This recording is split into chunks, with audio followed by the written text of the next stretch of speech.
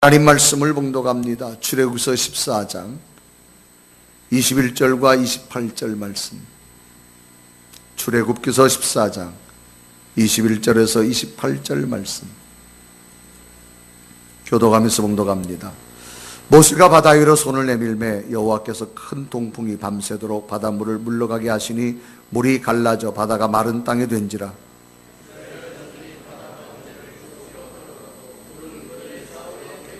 애굽 사람들과 바로의 말들, 병거들과 그 마병들이 다 그들의 뒤를 추격하여 바다 가운데로 들어오는지라.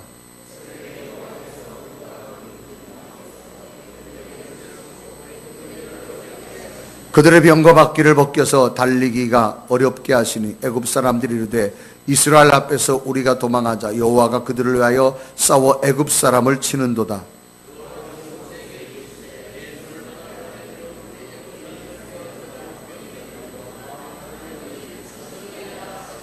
모세가 곧 손을 바다 위로 내밀매 새벽이 되어 바다의 힘이 회복된지라. 애굽 사람들이 물을 거슬러 도망하나 여호와께서 애굽 사람들을 바다 가운데 엎으시니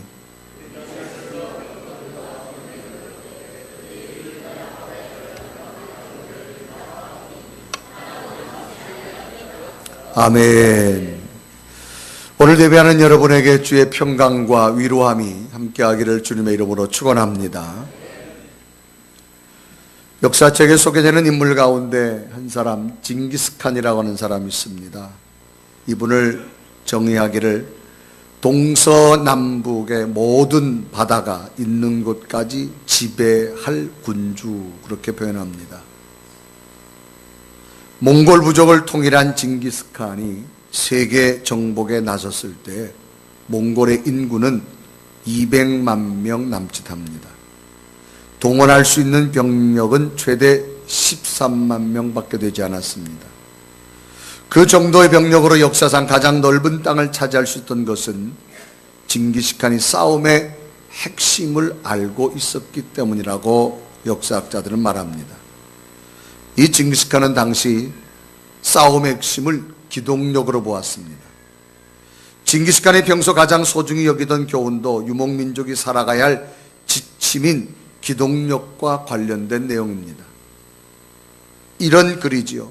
성을 쌓는 자는 반드시 망할 것이며 끊임없이 이동하는 자만이 살아남을 것이다. 성을 쌓는 자는 반드시 망할 것이며 끊임없이 이동하는 자만이 살아남을 것이다.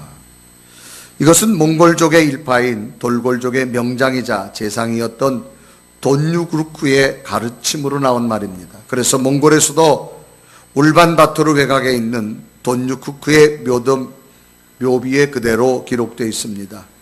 징기스칸이 가장 애송하던 문구입니다. 성을 쌓는 자는 반드시 망할 것이며 끊임없이 이동하는 자만이 살아남을 것이다. 기동력이 2배 빠르면 전력은 몇 배로 증강할까? 속도가 2배 빠르면 전투력은 그 제곱인 4배로 증가한답니다. 3배가 빠르면 전력은 9배로 늘어나고 말합니다. 몽골 군대는 말에다 흰 음식과 붉은 곡식을 2덩어리 싣고 반달칼을 차고 어깨에 활만 매면 며칠 동안 말에서 내리지 않고도 싸울 수가 있었습니다. 붉은 음식이란 말린 고기이며 흰 음식이란 말의 젖을 가공한 요구르트의 일종 중에 하나입니다. 이에 비해 이들과 맞서 싸우는 군대는 전투원보다는 보급부대원이 훨씬 많습니다. 음식을 날르는 보급부대원이 훨씬 많다라는 겁니다. 그래서 이 징기스칸이 군사들이 말이 달리는 속도로 밀고 들어가면 저들은 속수무책 당하고 맙니다.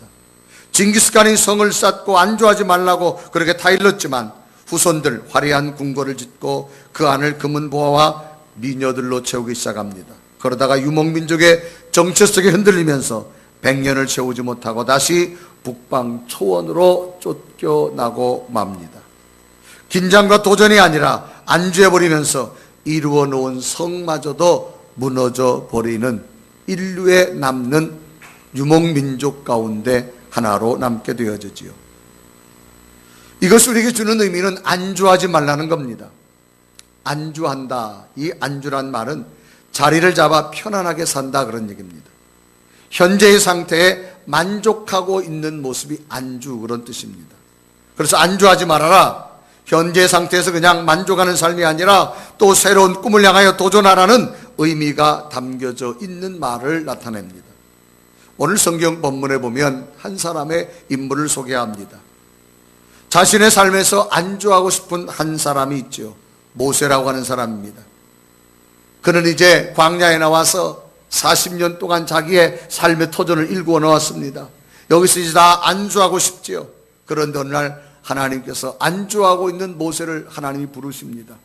그리고 그로 하여금 너는 이제 안주하지 말고 나의 사명의 길을 향해서 도전하라. 그런 하나님의 말씀이 임하게 되어지는 것을 봅니다. 그래서 모세에게 하나님이 함께 하셔서 수많은 기적을 행하시는 장면이 성경은 기록되지요. 이 모세, 이스라엘의 민족의 지도자입니다. 모세의 인생을 세 등분으로 나눠볼 수 있습니다. 첫째는 40년 동안 애굽의 왕궁에서 왕자로 살아갑니다. 거기서 사람을 죽이는 일을 행해서 결국은 광야로 쫓겨나지요. 미디안 광야에서 새로운 곳에서 40년 동안 정착된 삶을 살아갑니다. 처음에는 힘들었지만 거기서 이제 안정적 삶을 살고 가정을 꾸려갑니다. 80이 되어졌을 때 하나님께서는 모세를 부릅니다. 모세야, 너가 이제 안주하지 말고 너는 내 민족을 구원하러 애굽으로 가라라고 말합니다. 이제 모세에게는 사명의 삶이 이루어지게 되는 것을 봅니다. 미디안 광야에서 가정을 이루고 안주하고 살고 싶었던 모세에게 하나님이 부르시게 되지요. 그것도 떨기나무 가운데서 불러줍니다. 출애굽기 3장 2절에 기록합니다. 여호와의 사자가 떨기나무 가운데로부터 나오는 불꽃 안에서 그에게 나타나시니라. 그가 보니 떨기나무에 불이 붙었으나 그 떨기나무가 사라지지 아니하는지라 라고 기록합니다. 떨기나무 가운데 하나님께서는 임하셔서 모세를 부르게 되지요. 하나님의 부르심을 경험한 모세, 부르신 하나님께서는 이스라엘 민족을 구원하라는 사명을 모세에게 줍니다. 출애굽기 3장 10절에 기록하지요. 이제 내가 너를 바로에게 보내어 너에게 내 백성 이스라엘 자손을 애굽에서 인도하여 내게 하리라 기록합니다. 그러나 당시 모세는 안주하고 싶은 모세의 마음이 있습니다. 출애굽기 3장 11절에 말하지요.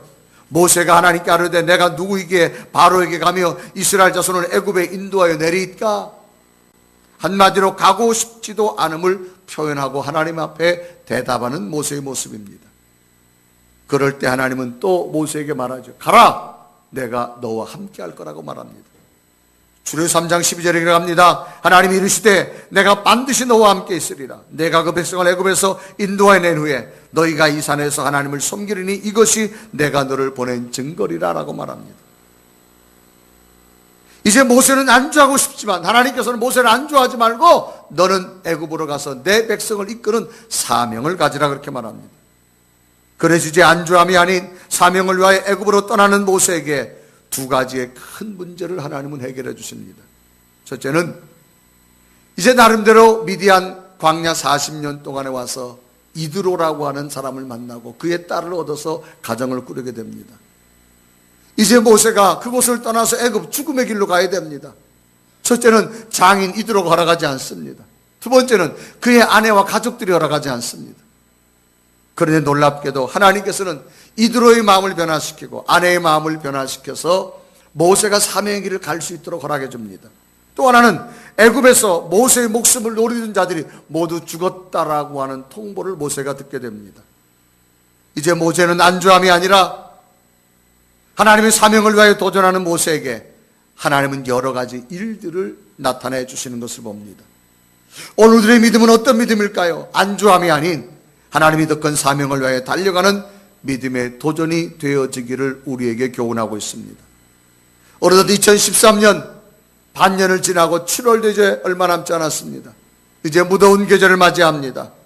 우리는 늘 안주하고 싶지요. 그러나 하나님은 안주가 아니라 또 새로운 도전을 우리에게 말씀하실 때 이 도전이 여러분에게 새 힘이 되어지고 모세의 도전에게 함께 하셨던 능력이 새롭게 도전하는 여러분에게 하나님이 기적 같은 일들로 일어나기를 주님의 이름으로 축원합니다.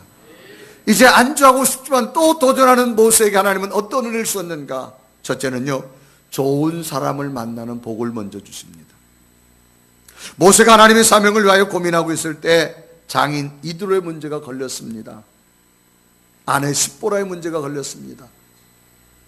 광야에 어떻게 살아갈까 방황할 때 그 마을에 리더 자격은 격이지요. 이드로가 모세를 받아줍니다. 그리고 그 집에서 삶을 살아가게 됩니다. 그리고 자기 딸을 주어가지고 결혼시켜서 가정을 해서 이제 자식을 낳았습니다. 이제 40년 동안 잘 정착되어 살아가는데 갑자기 아니 산에 가가지고 하나님의 음성을 듣고 와서 애굽을 가야 된다고 말할 때 과연 아내나 또 장인 이드로가 허락하겠는가? 왜? 애굽은 죽음의 길로 가야 되는데. 그런데 하나님께서는 놀랍게도 이드로의 마음을 감동시키셨고 아내의 마음을 감동시켜서 가정의 문제를 먼저 해결해 주십니다.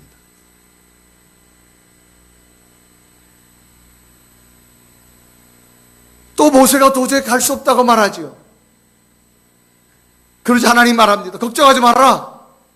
내 형 아론을 내가 준비시켜 놓겠다. 그래서 먼저 애굽에 있는 아론에게 하나님께서 말씀하셔서 모세를 영접하도록 하지요. 출애굽기 4장 27절 이라고 합니다.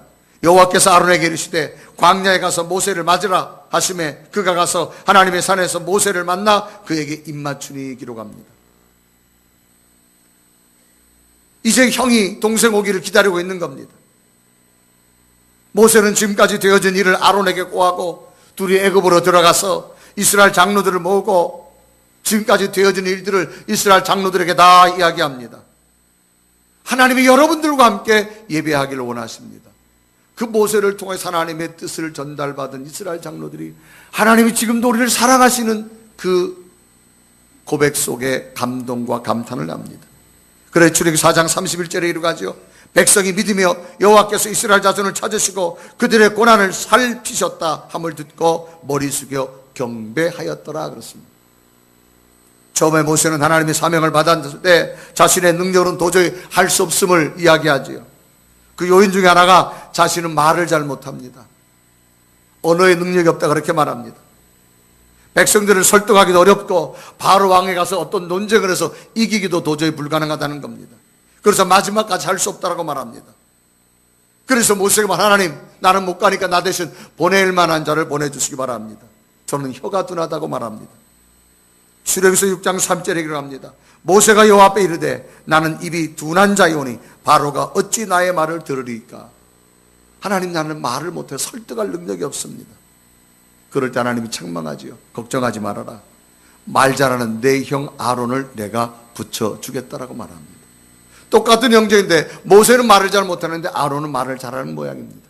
걱정하지 마라. 말 잘하는 내 형 아론을 너에게 붙여주겠다. 하나님은 그 형 아론을 예비하시고 이야기는 모든 아론이 하게 되어집니다. 자신은 말을 잘 못하는데 나 대신 말을 잘 전해줄 사람을 만난다고 하는 것, 그건 정말로 복이지요. 그래서 하나님께서는 모세로 하여금 사명을 감당할 수 있도록 말 잘하는 형까지도 만나게 하셨고 도저히 놓아줄 수 없는 이드로의 마음도 변화시켜 주었고 아내의 마음도 변화시켜 주셔서 새로운 도전의 역사가 모세에게 있게 되어진 줄로 믿습니다. 말 잘하는 아론을 준비하신 하나님, 가정의 모든 문제를 풀어갈 수 있도록 장인과 아내를 예비하신 하나님, 복 중에 큰 복은 좋은 사람을 만나는 복입니다. 한 사람의 만남으로 성공할 수도 있고 실패할 수도 있고요. 한 사람의 만남으로 행복할 수도 있고 불행할 수도 있습니다. 한 사람의 만남으로 평안할 수도 있고 그 평안이 깨질 수도 있습니다. 복 중에 큰 복은 좋은 사람을 만나는 겁니다. 좋은 사람 만나기를 바랍니다. 그런데 하나님이 만나도록 예비해 주신다고 하는 거예요. 그래서 아론을 예비해 주었습니다. 또 신약 시대에 보면 대표적인 사람 사도 바울이 있습니다. 이 바울이 위대한 전도자가 될 수 있던 것은 이 바울에게는 언제나 하나님이 좋은 사람을 만나는 은혜를 주었습니다. 많은 사람 가운데 누가라고 하는 사람을 만납니다. 누가는 당시 의사였습니다. 역사학자들의 전하는 말에 의하면 이 바울은 질병을 일생 동안 앓았는데 간질과 안질을 앓고 있었다고 말합니다. 이 간질은 지금도 정확한 규명이 어려운 뇌질환 중에 하나입니다.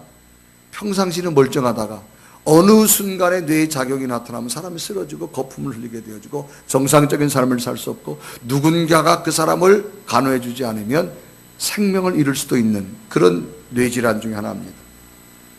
그러니까 자신의 병든 육체로는 도저히 바울이 사명을 감당할 수 없었지만 의사인 누가가 늘 동행하고 그 옆에서 치료해 주기 때문에 건강한 모습으로, 아픈 모습으로 바울은 사명을 감당할 수 있었습니다.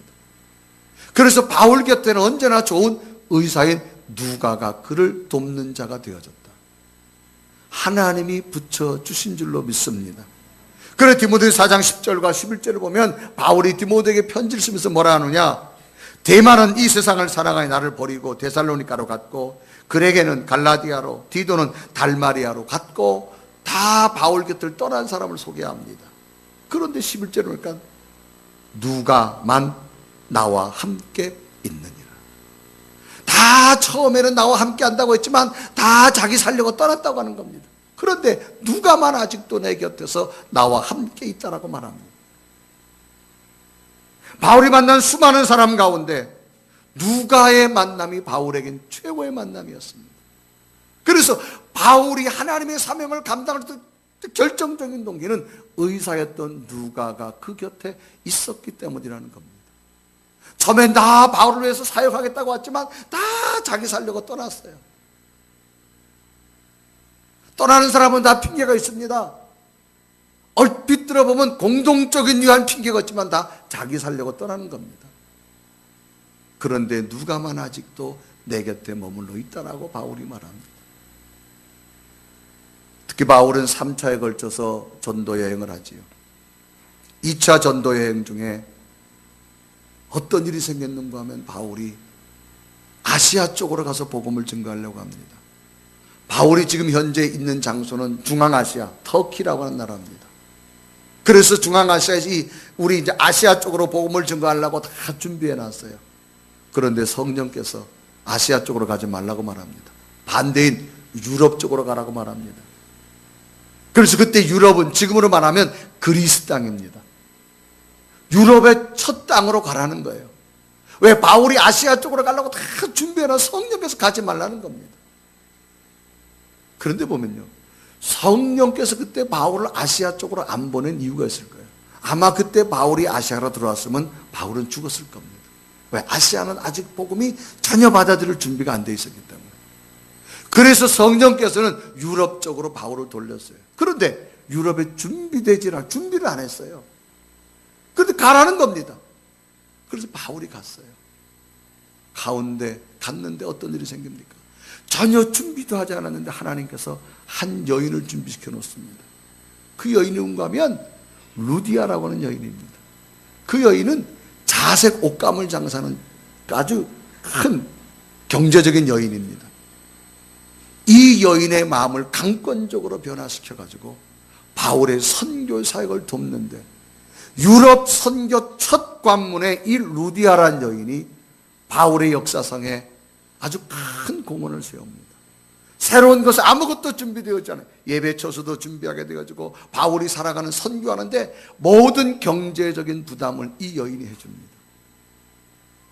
전혀 바울은 준비하지 않았지만 하나님께서는 좋은 여인의 만남의 협력자를 주었다는 사실입니다.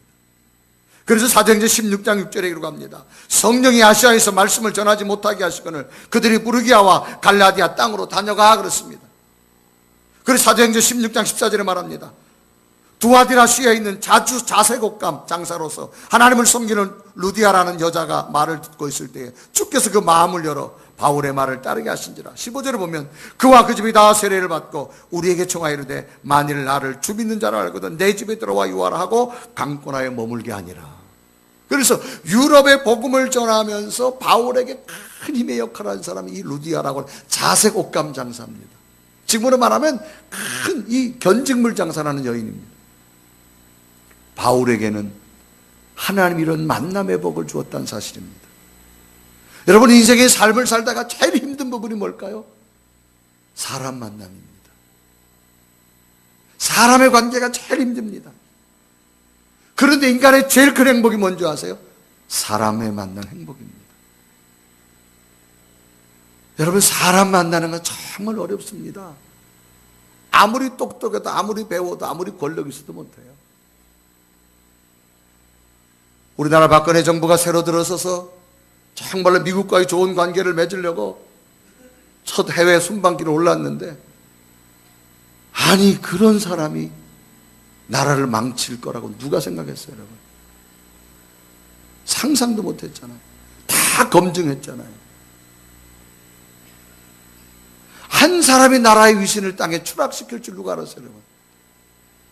아무도 모르는 겁니다. 오늘 우리에게 중요한 것은 좋은 사람 만나는 복 받기를 바랍니다. 좋은 사람. 여러분, 기업을 경영해도요, 좋은 직원들 만나야 돼요. 친구를 사귀어도 좋은 친구를 사귀어야 돼요.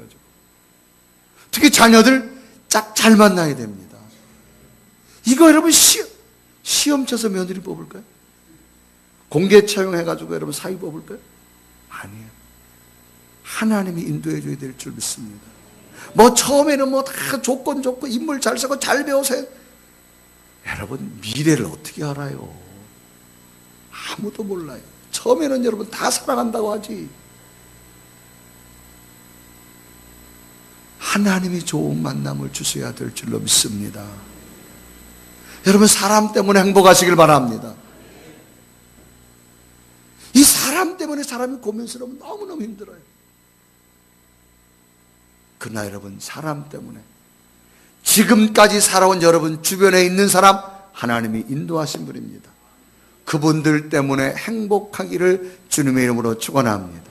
아멘. 저는 지금까지 목회하면서요, 정말 제가 기도할 때마다 하는 기도가 있어요. 하나님, 좋은 성도 만나게 하옵소서. 제 목회에 정말 좋은 성도들만 만나게 하옵소서. 저는 빼놓지 않은 기도가 이 기도입니다. 지금까지 하나님이 함께 하셨습니다. 앞으로도 저는 분명히 함께 할 줄 믿습니다. 이건 제 인생뿐에 여러분의 인생의 삶 속에도 좋은 사람 만나길 바랍니다. 지금까지 하나님 인도함 만났습니다. 앞으로 되어질 만남도 복되기를 주님의 이름으로 축원합니다. 자녀들도 좋은 짝 만나기를 주님의 이름으로 축원합니다. 이 만남이 여러분 얼마나 소중한지.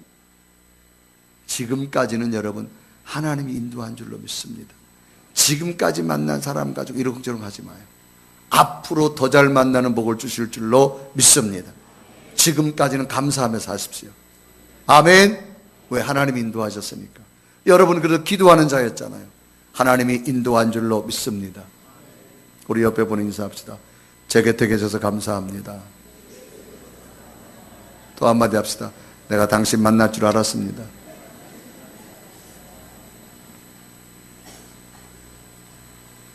아멘.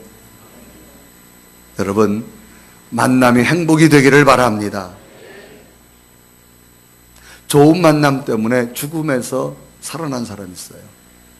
누군가 하면 나만이라고 하는 아랍 나라의 장군입니다. 이 사람은 오늘날 말하면 국방장관인데 문둥병에 걸렸어요.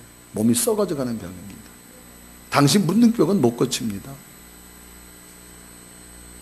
이게 죽음을 기다릴 수밖에. 아무리 높은 권력을 가졌어도 뭐예요. 근데 이 사람이 이스라엘 나라와 전쟁을 하다가 이스라엘 땅에서 포로로 한 여자아이를 잡아가지고 옵니다. 그런데 그 아이를 자기 아내의 수발되는, 쉽게 말하면 가정 가사 도우미로 시키는 거예요. 그러니까 얘가 하는 일이 주로 뭐 집안에 힘든 일하고 빨리 하는 거겠죠. 어느 날은 자기가 자기 주인의 옷을 빨다 보니까 옷에서 그냥 막 사람 썩은 그런 막 고름 같은 게 나오는 거예요. 이게 뭔가 봤더니 자기 주인이 문둥병에 걸려 있는 거예요. 군복을 입었을 때는 몰랐는데 옷을 세탁하다 보니까 이 여인만 아는 거잖아요. 그런데 그 아이가 뭐라 말하는 거? 이거 우리나라에 가면 하나님의 선지자가 있는데 그 사람 만나면 나을 수 있는데, 그런 이야기를 합니다.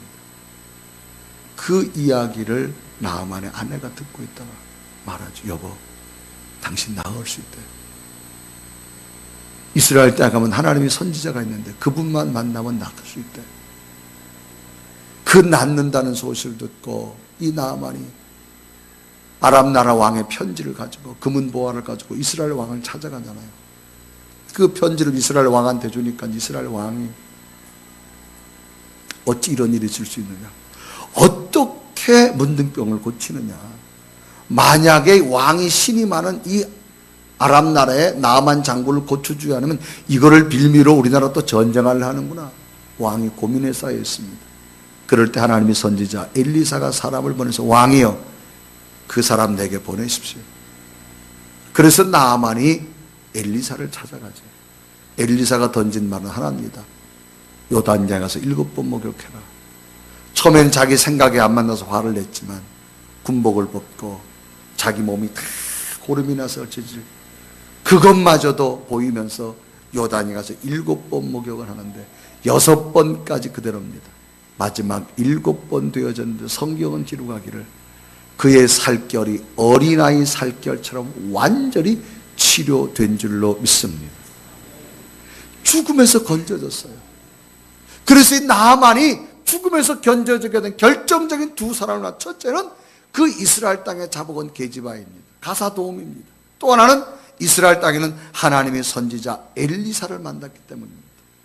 이 엘리사를 만남으로 이 나아만은 죽음에서 살아났습니다. 그래서 열왕기하 5장 3절에 이르가죠. 그의 여주인에게 이르되 우리 주인이 사마리아에 계신 선지자 앞에 계셨으면 좋겠나이다. 그가 그 나병을 고치리다 하는지라 그랬습니다. 여주인에게 말을 한 그 만남이 결국은 나아만이 죽음에서 살아나는 기적 같은 치유의 역사를 경험하게 됩니다. 좋은 만남 지금까지 왔습니다. 앞으로도 여러분 만남이 복되기를 주님의 이름으로 축원합니다. 한동안 TV에서 농촌에 계시는 할머니 할아버지들을 그 방송국에 찾아가가지고 할머니 할아버지 앉혀놓고 막 퀴즈 문제 내는 게 있었잖아요. 그래서 어떤 단어 하나를 주면 그것을 할아버지가 설명하고 할머니가 대답하는데 그 제목이 여러분 보셨잖아요. 타이틀이 천생연분이었어요. 그러니까 할아버지가 할머니한테 임자하고 나 사이, 그러니까 할머니가 왼수 그랬잖아요. 그러니까 아니 내자 그러니까 평생 왼수 그랬다고.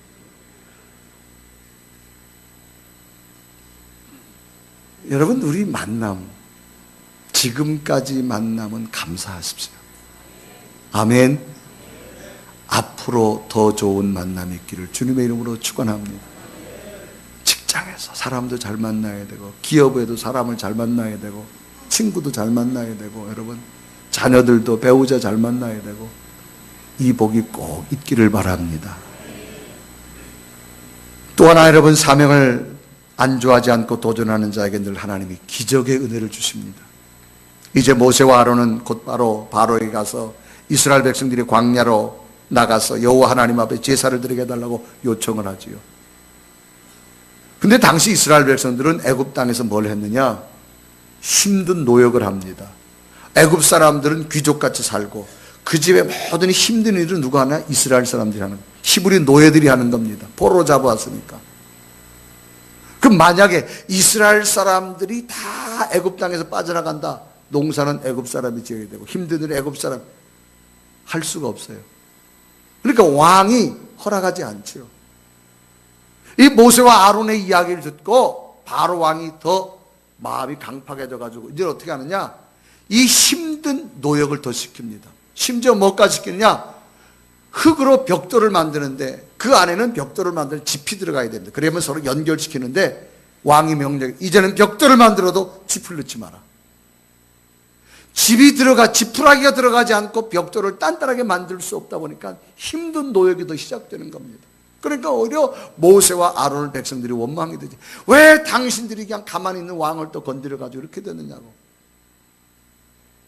그런데 하나님은 그때부터 모세를 통하여서 10가지의 기적을 주시지요.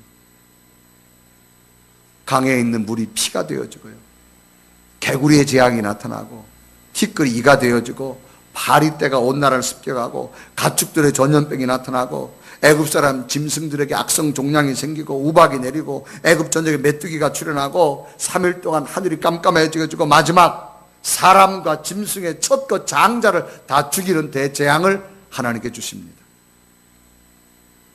그러나 이스라엘 사람들은 이 재앙 가운데 하나님이 보호해 주었습니다.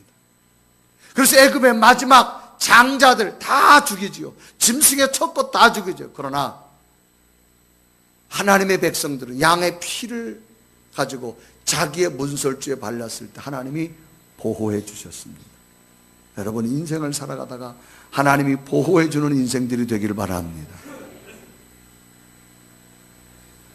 이제 거기서 구원받아 결국은 10가지 재앙 앞에 바로가 손을 들고 이제는 그 백성을 놓아줄 수밖에 없잖아요.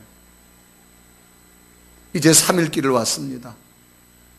이제 이스라엘 백성들을 놓아주기 싫어도 바로 왕이 놓아주고 나니까 이제는 농사도 자기들이 지어야 되고 힘든 일도 자기들이 해야 되고 할 수 없어서 다시 말을 타고 이스라엘 백성을 잡으러 쫓아오잖아요. 3일 동안 걸어왔지만 말 타고 오니까 금방 오는 거예요. 근데 문제가 생겼습니다. 앞에 홍해바다가 있는 겁니다. 뒤에는 애국 군대가 있습니다. 앞으로 갈 수도 없고 뒤로 돌아갈 수도 없고 진퇴양난입니다. 이때 백성들은 뭐합니까? 불평하기 시작하죠. 오늘 출애굽 14장 12절에 그럽니다. 우리가 애굽에서 당신에게 이런 말이 이것이 아니냐. 이르기를 우리를 버려두라. 우리가 애굽 사람을 섬길 것이라 하지 아니하더냐. 애굽 사람을 섬기는 것이 광야에서 죽는 것보다 낫겠다. 불평합니다. 그때 모세가 말합니다. 걱정하지 말아라. 하나님이 역사를 나타내시리라. 여러분, 어떤 절망 가운데서도 믿음의 희망을 선포하길 바랍니다. 그래서 13절에 말합니다. 모세가 백성이 이르되 너희는 두려워하지 말고 가만히 있어서 여호와께서 오늘 너희를 위해 행하시는 구원을 보라. 너희가 오늘 본 애굽 사람을 영원히 다시 보지 아니하리라.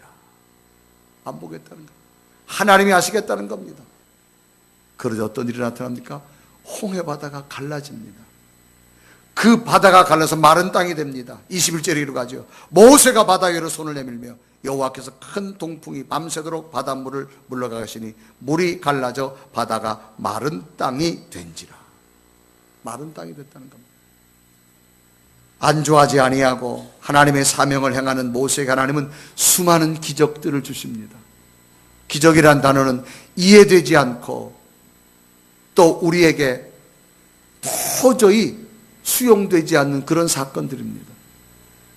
그런데 하나님께서는 이 기적 같은 일들을 우리에게 보여주신다고 약속합니다.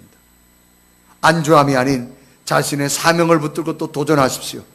앞으로 펼쳐질 하나님의 기적 같은 일들이 일어나게 될 줄로 믿습니다. 지금 힘들어도 일어나십시오. 믿음도 일어나시고 여러분 일도 힘들지만 일어나십시오. 가정도 힘들지만 다시 손잡고 일어나십시오. 하나님이 수많은 기적들을 주실 줄로 믿습니다. 미국 사람입니다. 제임스 레인이라고 하는 사람입니다.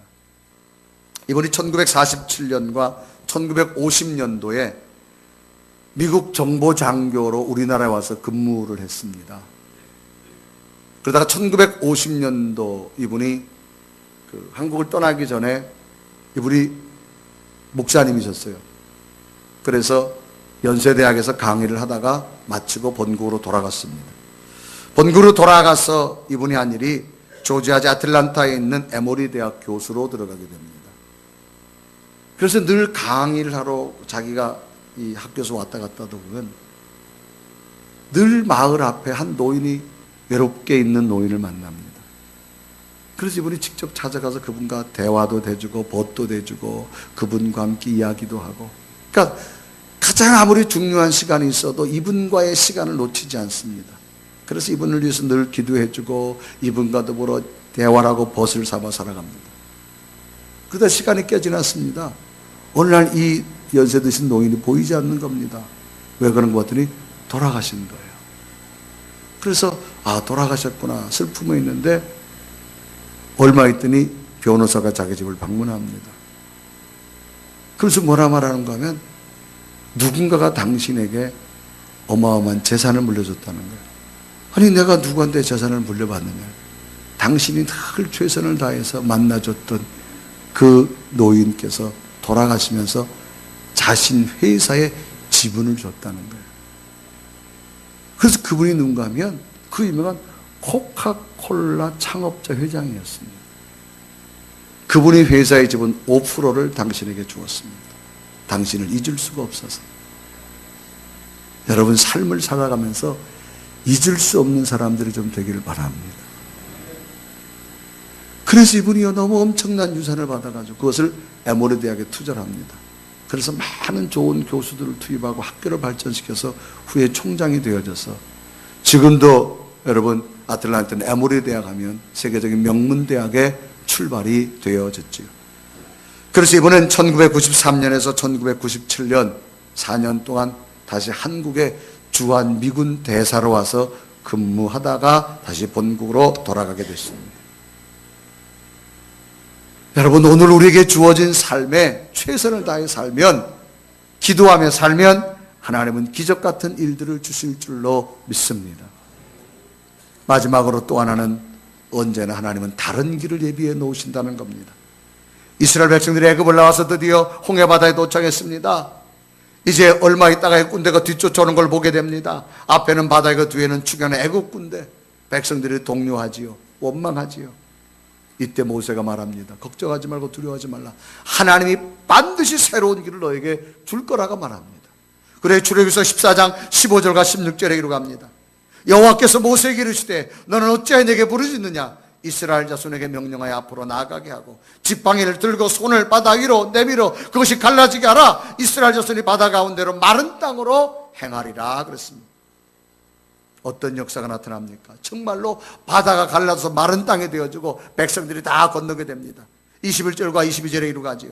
모세가 바다 위로 손을 내밀며 여호와께서 큰 동풍이 밤새도록 바닷물을 물러가게 하시니 물이 갈라져 바다가 마른 땅이 된지라. 이스라엘 자손이 바다 가운데를 육지로 걸어가고 물은 그들의 좌우에 벽이 되니. 아니 바다 가운데를 그냥 걸어간 거예요. 걸어가 육지처럼 걸어갔다고 성경은 말합니다. 일반적인 상식으로 사람이 바다를 건너간다. 두 가지죠. 첫째는 배를 타야 되겠죠. 또 하나는 다리를 놓아야 되겠죠. 그 외에는 인간이 상상할 수 있는 방법이 없습니다. 그런데 하나님의 길은 어떤 길이냐? 바다를 갈라서 바다에 길을 내시는 하나님의 길을 보여주었다는 사실입니다. 여러분 신앙생활하면서 삶을 살아가면서 여러분 기도 가운데 여러분이 막혔다고 포기하지 마세요. 하나님이 언제나 새로운 길이 있음을 믿으시기를 바랍니다. 우리의 상식을 뛰어넘는 하나님의 기적 같은 일. 어떻게 여러분 바다를 갈 수가 없어요. 배를 만들든가 다리를 놔야 돼. 시간적 여유가 없어요. 애국 군대가 말을 타고 쫓아오니까. 그런데 하나님께서 하룻밤 사이 바람을 이용해 가지고 그 바다를 갈라 가지고 바다가 마른 땅이 되게 하시는 하나님. 여러분 바둑이나 장기를 두다 보면요 급수에 따라서 보이는 길이 달라집니다. 하수는요 자기 앞에 길밖에 모릅니다. 근데 고수는 저 끝에 길까지 봅니다. 그런데 하수는요 되게 고집이 셉니다. 자기 길만 고집합니다. 그래서 꼭 뒤에서 누가 한 수 가르쳐 주지요.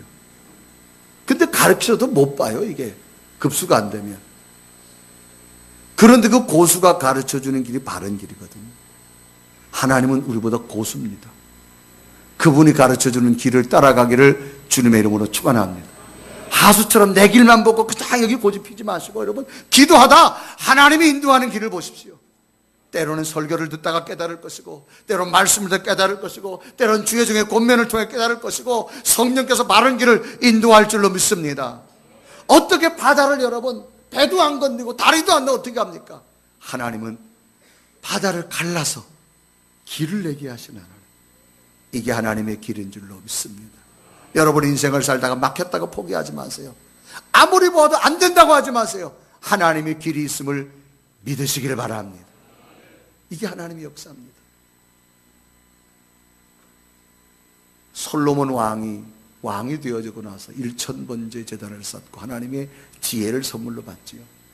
이때 당시 왕은 재판을 합니다.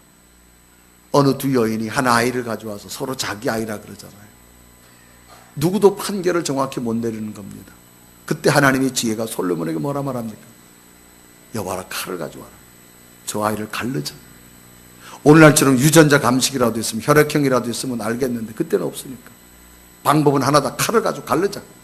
칼을 내려 치려고 할 때 한 여인이 왕이요 저 아이를 그냥 저 여인에게 주셔서 기르게 하십시오. 차라리 이 아이가 죽는 것보다는 저 여인이 길리는 것이 낫습니다. 왕이 결정을 내리지요. 그만해라. 저 여인이 진짜 엄마다. 저 여인은 가짜 엄마다. 누구도 길이 보이지 않았을 때 하나님의 지혜는 솔로몬에게 임했습니다. 하나님의 지혜가 임하시기를 바랍니다. 수천 년이 지났지만 지금도 솔로몬의 재판이 드라마에서 나올 정도입니다. 오늘을 살아가는 여러분, 우리 늘 안주하고 싶지요. 사람은 앉고 싶으면 눕고 싶고 눕고 싶으면 자고 싶습니다. 그러나 도전하십시오. 또 새롭게 사명을 해 도전하시고 또 새롭게 앞을 향해 달려가십시오. 거기는 하나님의 기적도 준비되어 있고 하나님의 새로운 길도 준비되어 있고 좋은 사람도 예비된 줄로 믿습니다. 이런 복을 여러분 얻기를 바랍니다. 세계적으로 역사상 큰 거대한 기업가들 록펠러라고 하는 사람이 있죠. 그 록펠러도 한때는 아주 인생 밑바닥까지 간 적이 있습니다. 모든 사업을 망해가지고 정말 이제는 목숨 하나 견디기도 어려운 그런 시기가 있었습니다. 그때가 언젠가 하면 미국 서부 쪽에 금광이 개발돼가지고 모든 사람들이 금 캐러 갔을 때 이 록펠러도 재산을 정리해가지고 금광 캐는데 도전을 했는데 금이 안 나왔어요. 여기저기 돈을 다 끌어다가 했는데도 오늘날 말은 폭삭 망한 거야. 금도 안 나오고 임금도 밀리고 이제는 정말로 록펠러 혼자 살아갈 수 있는 것조차도 힘든 시기입니다. 정말 절망이지요. 그럴 때 록펠러가 어려서부터 신앙이 있게 하나님 앞에 기도합니다. 하나님 어떻게 하면 좋아요? 그런데 놀랍게도 늘 자기를 위해서 기도하던 어머니가 환상 중에 생각나는 거예요. 그러면서 그 어머니가 나타나서 뭐라 말하는 거 하면 록펠러야, 힘을 내가지고 조금만 더 파봐라. 아니 어머니, 암만 파도 금이 안 나오는데 또 파라고요? 조금만 더 파봐라. 기도만 하면 자꾸 생전에 계시던 어머니가 와가지고 자꾸 더 파라 더 파라 그래. 그래서 록펠러가 그래도 나를 사랑하는 어머니가 정말 나타나서 말씀하니 한번 내가 더 파보겠다. 그래서 있는 힘을, 정말 죽은 힘을 다해서 다시금 동원해가지고 조금만 더 팠지요. 그런데 금이 안 나왔고 거기서 시커먼 물이 쏟아졌습니다. 석유가 터지기 시작한 거예요. 그래서 록펠러가 후에는 미국 전역의 정유회사를 95%를 장악하게 됩니다. 세계적인 어마어마한 기업가로 되어지지요. 누구나 인생의 마지막 절망 같은 순간이 있을 수 있습니다. 그러나 그럴 때마다 기도하십시오. 하나님이 새로운 길을 주실 줄로 믿습니다. 왜? 하나님이 하십니까? 그렇기 때문에 우리는 또 도전해야 됩니다. 또 달려가야 됩니다. 새 힘 얻고 뛰어가야 될 줄로 믿습니다. 오늘 예배한 여러분, 안주하지 마시고 또 도전하시고 달려가십시오. 하나님은 앞으로 더 좋은 사람 여러분에게 준비해 놓을 것이고 기적을 주시는 복을 주실 것이고 또 다른 길을 주실 줄로 믿습니다. 이런 은혜가 여러분 나타나기를 주님의 이름으로 축원합니다. 축원합니다.